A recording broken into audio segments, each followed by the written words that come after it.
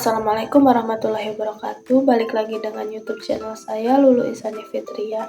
Dalam video kali ini saya akan membuat video pembelajaran untuk memenuhi mata kuliah pengembangan bahan ajar dan media pembelajaran.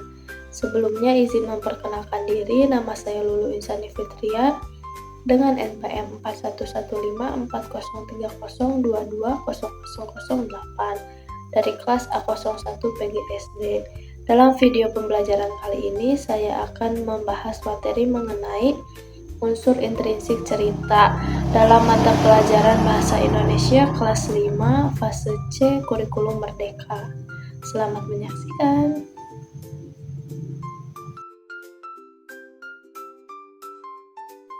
Dalam cerita ada yang disebut dengan unsur intrinsik. Unsur intrinsik adalah unsur pembangun sebuah cerita. Setiap cerita yang kita baca memiliki bagian-bagian terpenting di dalamnya. Bagian-bagian terpenting itulah yang disebut dengan unsur intrinsik cerita.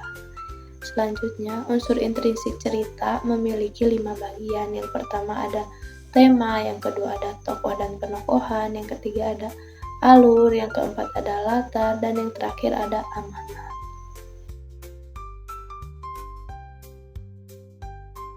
Yang pertama ada tema. Tema adalah gagasan yang terpenting dalam sebuah cerita. Tema ini bersifat umum. Contohnya seperti permasalahan di lingkungan masyarakat, pengalaman pribadi penulis, dan kejadian yang terjadi di masa lampau.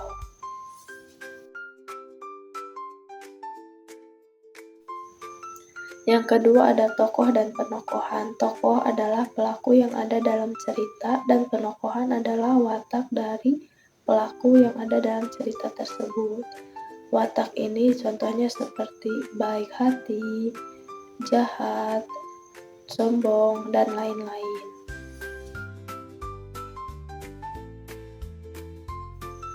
Yang ketiga ada alur. Alur adalah kronologi dalam sebuah cerita.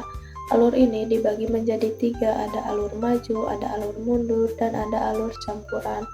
Alur maju adalah alur yang menceritakan cerita dari awal hingga akhir. Alur mundur adalah alur yang menceritakan dari akhir ke awal atau disebut juga dengan kilas balik, dan alur campuran adalah alur yang menceritakan cerita dari awal ke akhir atau dari akhir ke awal.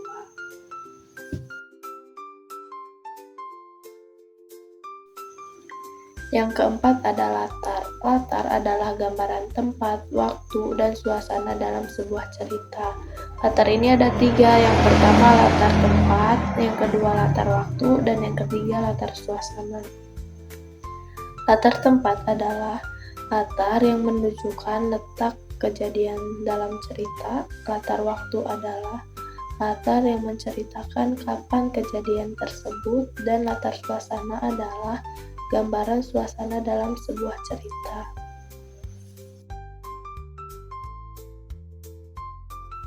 Yang terakhir atau yang kelima adalah amanat. Amanat adalah pesan moral yang ingin disampaikan dari penulis kepada pembaca melalui cerita yang telah dibaca oleh pembaca tersebut.